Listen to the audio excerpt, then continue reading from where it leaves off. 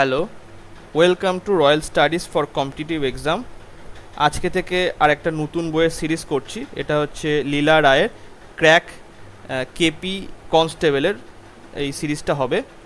আজকে আমরা practice set 1 করব, জিকে সেকশানটা। এই যে ফার্স্ট যে আমি প্র্যাকটিস সেটটা করাচ্ছি, এতে কিছু পেজ মিসিং আছে, একটা পেজ মনে হয় মিসিং আছে এই সেটে। আর এখানকার যে উত্তরগুলো সেগুলো আমি এই বইয়েরই উত্তর সেকশন থেকে নিচ্ছি। আর এখানেও কিছু কিছু ব্যাখ্যা দেওয়া আছে কিছু কিছু কোশ্চেনে, সেই ব্যাখ্যাগুলো এখানকার যে উত্তর সেকশন সেখান থেকে নিয়েছি। কারোর কোনো কোশ্চেনে যদি ডাউট হয় কমেন্ট সেকশনে লিখবেন, আমি একবার চেক করে ওখানে পিন করে দেবো, তাহলে অন্যরাও দেখে সুবিধা পাবে। তাহলে শুরু করা যাক। ফার্স্ট কোশ্চেন, একের দায়ে কোশ্চেনে বলছে, কোন কাজের জন্য কৈলাস সত্যার্থী নোবেল শান্তি পুরস্কার অর্জন করেছিলেন? কোন কাজের জন্য কৈলাস সত্যার্থী নোবেল শান্তি পুরস্কার অর্জন করেছিলেন? অ্যান্সার হচ্ছে এটা বিয়ের দাগ, শিশুদের অধিকারের জন্য তিনি কাজ করেছিলেন। তাই জন্য তিনি 2014 সালে নোবেল শান্তি পুরস্কার পেয়েছিলেন। দুইয়ের দাগে কোশ্চেনে কি বলছে, কে বঙ্গভঙ্গের আদেশ জারি করেন? কে বঙ্গভঙ্গের আদেশ জারি করেন? এটা হচ্ছে দুইয়ের সি এর দাগ, লর্ড কার্জন। এটা লর্ড কার্জন 1905 সালে 19শে জুলাই বঙ্গভঙ্গের আদেশ জারি করেন। আবার 16ই অক্টোবর এটা কার্যকরী হয়, কিন্তু রোধ হয়ে যায় 1911 সালে, বঙ্গভঙ্গ রোধ হয়ে যায়। নেক্সট, তিনের দায়ে কোশ্চেনে বলছে, সম্প্রতি ওলা কোন রাজ্যে বিশ্বের বৃহত্তম স্কুটার কারখানা স্থাপনের ঘোষণা করেছে? সম্প্রতি ওলা কোন রাজ্যে বিশ্বের বৃহত্তম স্কুটার কারখানা স্থাপনের ঘোষণা করেছে? এটা হচ্ছে তিনের বিয়ের দাগ, তামিলনাড়ুতে। আচ্ছা, চারের দাগে কোশ্চেনে কি বলছে, নিচের কোনটি কম্পিউটারের প্রাইমারি মেমোরি? নিচের কোনটি কম্পিউটারের প্রাইমারি মেমোরি? এটা চারের এ দাগ, র্যাম, RAM। পাঁচের দাগে কোশ্চেনে বলছে, ভারতের অরণ্য গবেষণা কেন্দ্র কোথায় অবস্থিত? ভারতের অরণ্য গবেষণা কেন্দ্র কোথায় অবস্থিত? এটা হচ্ছে পাঁচের সি এর দাগ, দেরাদুনে অবস্থিত। সাতের দাগে কোশ্চেনে কি বলছে, সংবিধানে ভারতকে ধর্মনিরপেক্ষ রাষ্ট্র বলা হয়েছে, এর তাৎপর্য হলো? সংবিধানে ভারতকে ধর্মনিরপেক্ষ রাষ্ট্র বলা হয়েছে, এর তাৎপর্য হলো?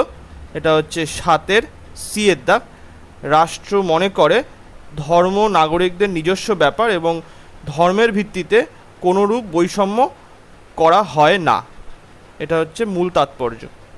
1976 সালে 42তম সংবিধান সংশোধনীর মাধ্যমে ধর্মনিরপেক্ষ কথাটা আমাদের সংবিধানে যুক্ত করা হয়েছে। 42তম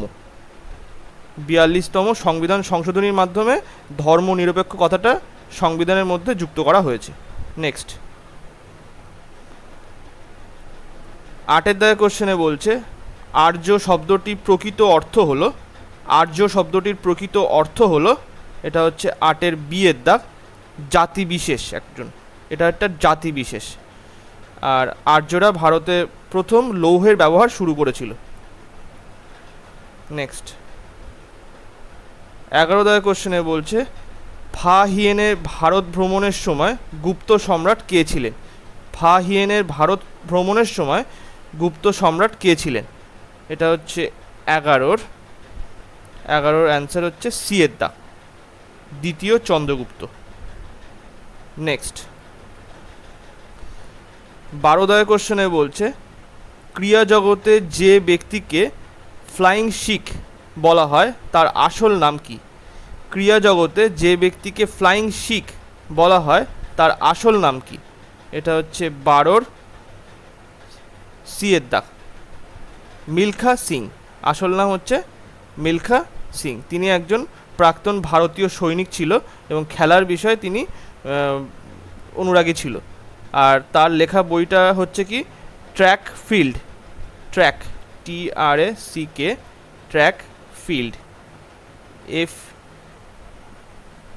FIELD, ফিল্ড এইটা। নেক্সট 13 দাগের কোশ্চেনে বলছে ভারতের কোন রাজ্যে সীমানা সবচেয়ে বেশি সংখ্যক রাজ্যের সীমানা স্পর্শ করেছে? ভারতের কোন রাজ্য, মানে ভারতের কোন রাজ্যের সীমানা সবথেকে বেশি সংখ্যক রাজ্যের সীমানা স্পর্শ করেছে? এটার উত্তর হচ্ছে ডি এর দাগ, উত্তরপ্রদেশ। এটা হচ্ছে 8টি রাজ্যকে স্পর্শ করেছে। একটা হচ্ছে উত্তরাখণ্ড, হিমাচল প্রদেশ, ছত্তিশগড়, ঝাড়খণ্ড, বিহার, মধ্যপ্রদেশ, আর হচ্ছে হরিয়ানা আর রাজস্থান। আর একটা হচ্ছে কেন্দ্রশাসিত অঞ্চল, সেটা হচ্ছে দিল্লি। তাহলে হচ্ছে 8খানা রাজ্য আর একটা হচ্ছে কেন্দ্রশাসিত অঞ্চল স্পর্শ করেছে। নেক্সট 14 দাগের কোশ্চেনে কি বলছে? আচ্ছা 14 দাগের কোশ্চেনটা হচ্ছে অঙ্কের কোশ্চেন। 15 দাগের কোশ্চেনে বলছে ভারত কোন দিনটিতে বিজয় দিবস পালন করে? ভারত কোন দিনটিতে বিজয় দিবস পালন করে? এটা হচ্ছে 15 সি এর দাগ, 16ই ডিসেম্বর। নেক্সট 17 দাগের কোশ্চেনে বলছে ভাকরা নাঙ্গাল জলধার কোন নদীর ওপরে অবস্থিত? ভাকরা নাঙ্গাল জলধার কোন নদীর ওপরে অবস্থিত? এটা হচ্ছে 17 বি এর দাগ, শতদ্রু নদীর ওপরে অবস্থিত। 18 দাগের কোশ্চেনে বলছে মৌর্য শাসক যিনি তার আদেশগুলিতে প্রিয়দর্শী নাম ব্যবহার করতেন। মৌর্য শাসক যিনি তার আদেশগুলিতে প্রিয়দর্শী নামের ব্যবহার করতেন। এটা হচ্ছে 18 বি এর দাগ, অশোক। এছাড়াও তার আরেকটা নাম হচ্ছে দেবনাম প্রিয়। 19 দাগের কোশ্চেনে বলছে বুদ্ধচরিত কার দ্বারা রচিত? বুদ্ধচরিত কার দ্বারা রচিত? এটা হচ্ছে বি অশ্বঘোষের রচিত। এছাড়া বিশাখ দত্তের হচ্ছে মুদ্রা রাক্ষস, নাগার্জুনের হচ্ছে মাধ্যমিকা সূত্র, আর বসু মিত্রের হচ্ছে মহাবিভাষা, আর ভাসের লেখা হচ্ছে স্বপ্ন বাসব দত্তা। নেক্সট এবার হচ্ছে 21 দাগের কোশ্চেনে বলছে উদয় শঙ্কর ছিলেন একজন বিখ্যাত ভারতীয়। 21-এর অ্যান্সার কি হবে? বি এর দাগ, নৃত্যশিল্পী।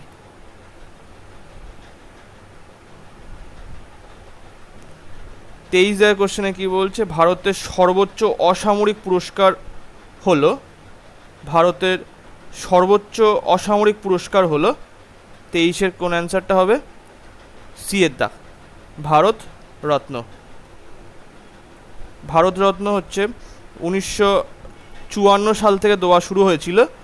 আর অশোক চক্র কী জন্য দেওয়া হয়? এটা জল, স্থল বা আকাশে সাহসিকতা ও বীরত্বের জন্য দেওয়া হয়। পরমবীর চক্র দেওয়া হয় শত্রুর বিরুদ্ধে স্থল, জল বা আকাশের বীরত্বের জন্য। আর ভারতরত্ন হচ্ছে শিল্প, সাহিত্য, বিজ্ঞান, সাধনা, জনস্বার্থের জন্য দেওয়া হয়। আর পদ্মভূষণ দেওয়া হয় সেই একই ক্ষেত্রে, শিল্প, সাহিত্য, বিজ্ঞান, ক্রিয়া, ব্যবসার ক্ষেত্রে পদ্মভূষণ দেওয়া হয়।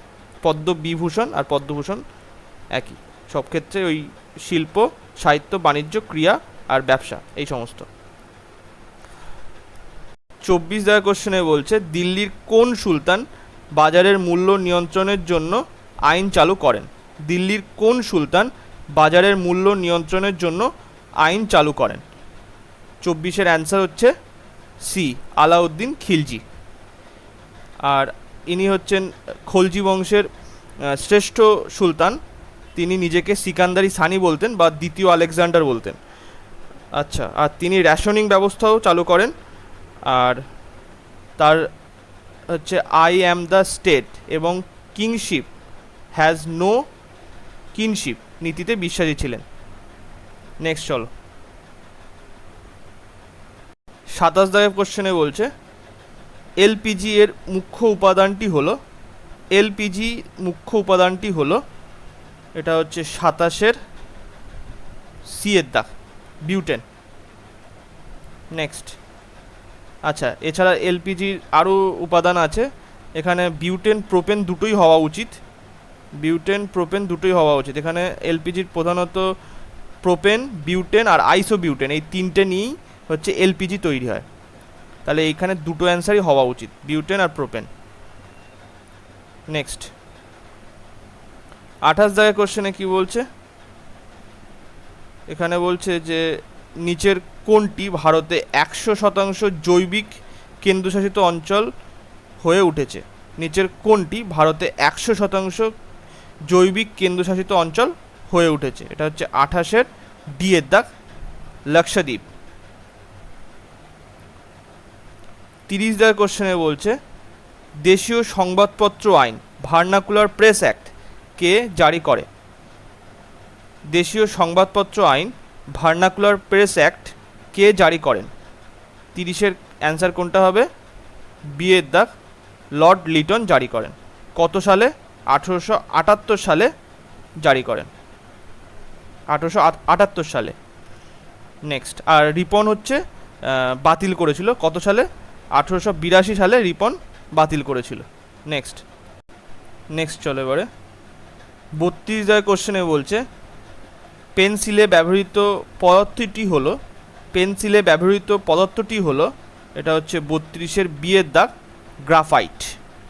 65 দাগের কোশ্চেনে বলছে মাইটোসিস কোষ বিভাজনের কোন দশায় সিস্টার ক্রোমাটিডগুলি পৃথক হয়, মাইটোসিস কোষ বিভাজনের কোন দশায় সিস্টার ক্রোমাটিডগুলি পৃথক হয়, এটা হচ্ছে 65 সি এর দাগ, অ্যানাফেজ দশায়। নেক্সট 68 দাগের কোশ্চেনে বলছে কোন সময় উর্দু ভাষার জন্ম হয়, কোন সময় উর্দু ভাষার জন্ম হয়, এটা হচ্ছে 68-র বি এর দাগ, সুলতানি যুগে উর্দু ভাষার জন্ম হয়। নেক্সট 70 দাগের কোশ্চেনে কি বলছে ডিসকভারি অফ ইন্ডিয়া বইটির লেখক হলেন, ডিসকভারি অফ ইন্ডিয়া বইটির লেখক হলেন কে, এটা হচ্ছে পণ্ডিত জওহরলাল নেহেরু। নেক্সট 74 দাগের কোশ্চেনে বলছে ভারতীয় রিজার্ভ ব্যাংকের প্রতিষ্ঠার সালটি হলো, ভারতীয় রিজার্ভ ব্যাংকের প্রতিষ্ঠার সালটি হলো, এটা হচ্ছে 74-এর অ্যান্সার কোনটা হবে, 74-এর অ্যান্সার হচ্ছে বি এর দাগ, 1935 সালে, 1935 সালে 1 এপ্রিল প্রতিষ্ঠিত হয়েছিল। প্রথম গভর্নর ছিল হচ্ছে স্যার স্মিথ। নেক্সট 76 দাগের কোশ্চেনে বলছে গৌতম বুদ্ধ তার বাণী কোথায় প্রথম প্রচার করেন, গৌতম বুদ্ধ তার বাণী কোথায় প্রথম প্রচার করেন, 76-এর অ্যান্সার হচ্ছে সি, সারনাথে প্রথম প্রচার করেন। নেক্সট 77 দাগের কোশ্চেনে বলছে নিম্নলিখিত কোনটি আলাদা নির্ণয় করুন, নিম্নলিখিত কোনটি আলাদা, আচ্ছা এখানে এটা রিজনিংয়ের কোশ্চেন, এটা করতে হবে না এখন। 78 দাগের কোশ্চেনে বলছে সতীশ ধাওয়ান মহাকাশ কেন্দ্র কোথায় অবস্থিত, সতীশ ধাওয়ান মহাকাশ কেন্দ্র কোথায় অবস্থিত, এটা হচ্ছে 78-এর এ দাগ, অন্ধ্রপ্রদেশে। নেক্সট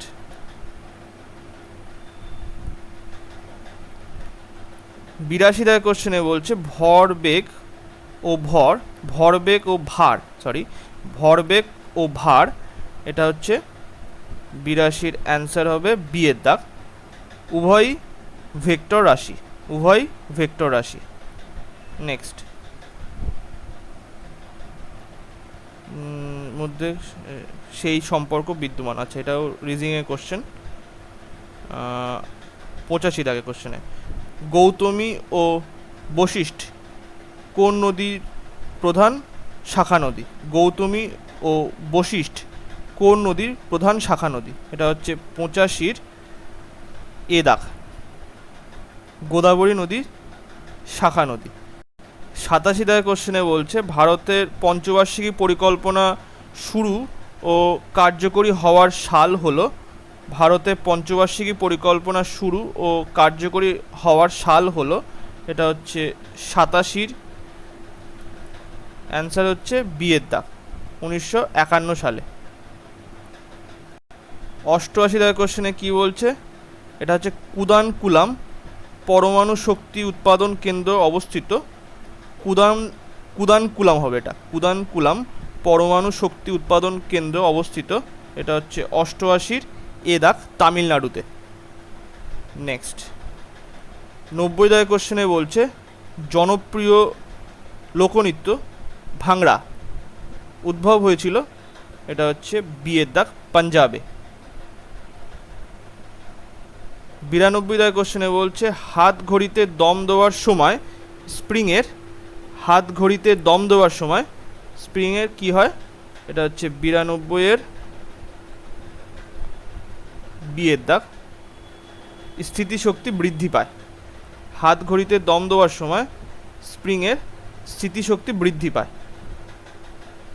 আচ্ছা 93 দাগের কোশ্চেনে বলছে সৎগতি ছবিটির পরিচালক কে? সৎগতি ছবিটির পরিচালক কে? এটা হচ্ছে 93 সি এর দাগ, সত্যজিৎ রায়। তিনি 1992 সালে অস্কার পুরস্কার পেয়েছিলেন, 1992 সালে। নেক্সট 95 দাগের কোশ্চেনে বলছে সবচেয়ে উন্নত মানের কয়লা কোনটি?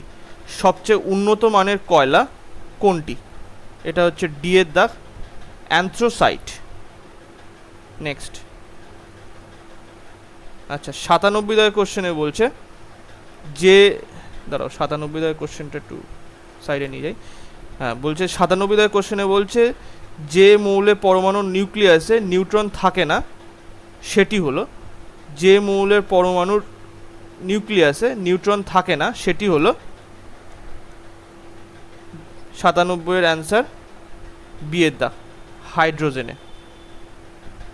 আর লাস্ট কোশ্চেন 100 দাগের কোশ্চেনে বলছে নিচে নিম্নের কোনটি মৌলিক অধিকার নয়? নিম্নের কোনটি মৌলিক অধিকার নয়? এটা হচ্ছে 100 বি এর দাগ, সমান কাজের জন্য সমান মজুরি।